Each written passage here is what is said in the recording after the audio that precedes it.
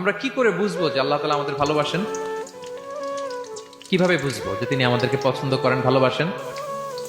এটা বোঝার কিছু সিস্টেম আছে। এক নম্বর সিস্টেম হচ্ছে আপনি জাস্ট দেখুন যে আপনি নিজেকে কোন কাজে ব্যস্ত রেখেছেন। আপনি আপনাকে কোন কাজে ব্যস্ত রেখেছেন, আপনার লাইফস্টাইলের দিকে তাকান। লুক অ্যাট ইউর লাইফস্টাইল, আপনি নিজেই বুঝে যাবেন।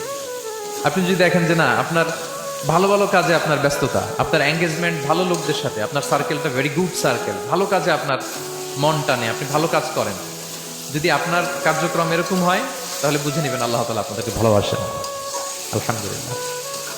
আর যদি দেখেন না, যত আকাম কুকাম আছে ওইটার সবার আগে আপনি, যেই কাজে আল্লাহর ক্রোধ আসে, আল্লাহ রাগ হয়ে যান, যেই কাজ ইসলামে করার নিষেধ, যেটাতে তার অসন্তুষ্টি, ওই কাজে আপনার এঙ্গেজমেন্ট, ইনভলভমেন্ট, আপনার সার্কেল গুলাও এরকম, তাহলে বুঝে নেবেন আল্লাহ ভালোবাসা, এই মহা সৌভাগ্য আপনার